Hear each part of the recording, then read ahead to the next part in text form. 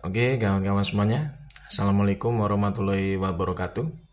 Seperti biasa ya, gue balik lagi di channel YouTube ini.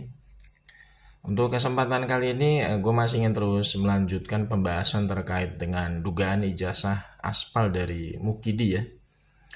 Ini yang semakin terang benderang lah ya. Kita harus pick up apa adanya aja ya. Kita harus berbicara apa adanya. Fakta memang ya, pihak Worcok ini memang sudah menjadikan Bang Lismon dan kawan-kawan itu menjadi target untuk ditersangkakan pada dugaan kasus ijazah Aspal Mukidi ini.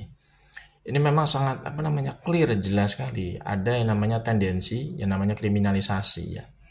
Kenapa kita sebut adanya pihak Worcok ini ingin ya mengkriminalisasi Bang Lismon dan kawan-kawan? Yang paling jelas itu secara eksplisit adalah pihak Polda Metro itu ya, itu kan jelas-jelas kemarin lewat konferensi pers Kabitumasnya sudah mengatakan bahwa laporan Mukidi itu sudah dinaikkan statusnya ke tahap penyidikan. Nah, yang jadikan ini jelas clear ada kriminalisasi adalah pihak Polda Metro itu kan jelas-jelas kemarin juga memberikan informasi penting kepada awak media ya, bahwa ketika Mukidi itu melaporkan Bang Lismon dan kawan-kawan dengan pasal fitnah, dengan pasal pencemaran gitu ya, itu kan hanya membawa ijazah fotokopian gitu ya.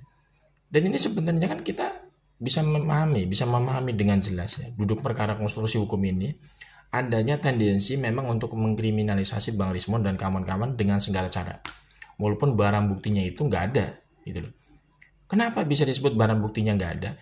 Karena memang yang muncul cuma ijazah fotokopian. Sedangkan pokok perkara terkait dengan tuduhan Bang Lismon dan kawan-kawan itu adalah Mukidi itu ijazahnya aspal.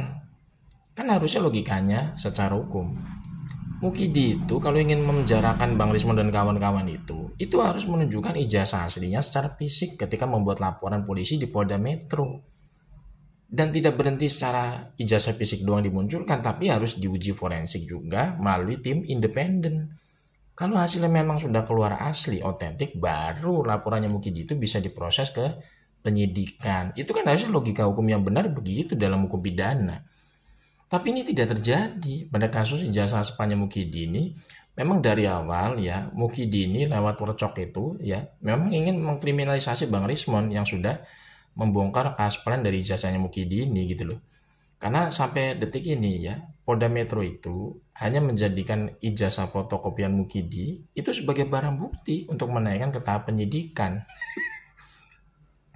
Ini sebenarnya kan termasuk kekacauan dalam proses penegakan hukum di negara kita semenjak Mukidi ini memang seolah-olah itu dilindungi oleh aparat penegak hukum gitu kan. Jadi konstruksi penegakan hukum di negara kita ini jadi kacau balau.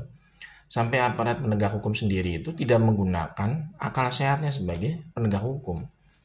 Mana ada ya yang namanya dokumen otentik itu bisa dijadikan landasan barang bukti untuk menaikkan sebuah kasus perkara itu ke tahap penyidikan. Itu nggak ada. Sebelum-sebelumnya itu yang digunakan pasti adalah dokumen otentik, dokumen asli gitu loh. Entah macam-macam, entah kwitansi, kemudian brosur, kemudian cek gitu kan, kemudian juga bukti-bukti otentik misalkan kayak surat tanah, sertifikat gitu kan, itu semuanya otentik asli, tidak ada yang fotokopian. Tapi kenapa ketika Mukidi ini membuat laporan ya seolah-olah dia itu dipitnah atau dicemarkan namanya ketika dituduh ijazahnya aspal, kok bisa pihak Polda Metro itu menjadikan barang buktinya itu adalah ijazah fotokopian gitu ya. Ini kan termasuk hal yang sangat menggelikan, mengocok perut gitu ya. Membuat kita tuh sangat bertanya-tanya gitu kan. Ini negara ini sebenarnya mau dibawa kemana gitu ya. Kalau misalnya proses penegakan hukumnya saja seperti ini. Dimana hal yang sesimpel, sederhana aja tidak bisa dituntaskan secara clear gitu kan ya. Yang menjadi pokok perkara itu kan adalah kasus ijazah aspalnya Mukidi. Tapi ternyata ijazah aslinya Mukidi secara fisik itu tidak pernah dijadikan barang bukti di laporan polisi maupun di pengadilan gitu kan. Karena Mukidi kan kemarin juga sudah digugat secara perdata di pengadilan perdata. Ada PN Surakarta, ada PN Sleman gitu ya. Tapi ijazah aslinya Mukidi secara fisik juga tidak pernah muncul di persidangan. Di polisi juga sama, yang muncul cuma ijazah fotokopian. Kemarin di PN Surakarta juga sama, yang muncul cuma ijazah fotokopian. Lah ini bagaimana gitu ya? Konstruksi hukumnya itu bagaimana ya?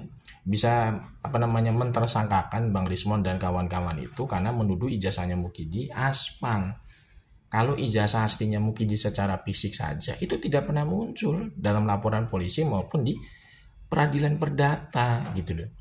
Ini kan sangat memalukan gitu ya. Bangsa ini kok seperti ini jadi kondisinya gitu ya. Menyelesaikan masalah yang sederhana, simple itu kok jadi begini ya. Dipersulit atau dibikin rumit gitu kan penyelesaiannya. Karena untuk melindungi satu orang bernama Mukidi Peko ini ya, sampai aparat penegak hukum itu ya kehilangan akal sehatnya sebagai penegak hukum itu sendiri gitu loh. Ijazah fotokopian dijadikan barang bukti ya kan. Kemudian laporannya Mukidi dijadikan atau dinaikkan tahapnya ke tahap penyidikan. Otomatis kan Bang Rismon itu nanti akan dijadikan tersangka karena sudah menuduh ijazahnya Mukidi aspal gitu. Ini kan sebenarnya kelucuan, dagelan gitu ya. Harusnya kalau misalkan memang hukum di negara ini benar-benar clear gitu ya, benar-benar ada menjunjung tinggi keadilan, harusnya Mukidi itu ya proses hukum gitu ya. Karena Mukidi itu ya sudah dilaporkan oleh tim TPUA ya di Barsim Polri dengan dugaan kuat menggunakan ijazah aspal sebagai pejabat publik. Dengan kata lain Mukidi itu tidak punya ijazah asli.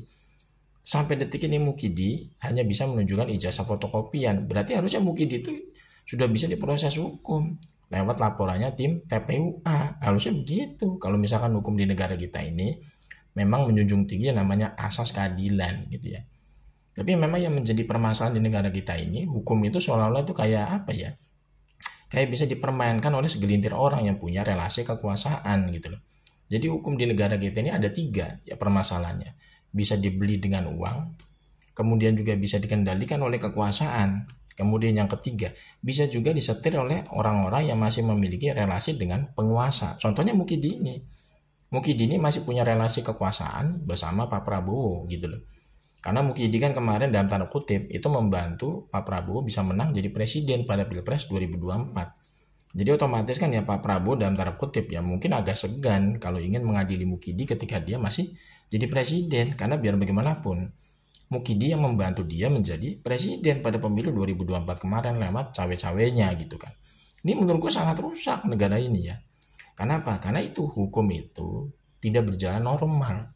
Hukum itu masih bisa dikendalikan oleh orang-orang atau segelintir orang yang punya relasi kekuasaan. Contohnya Mukidi ini.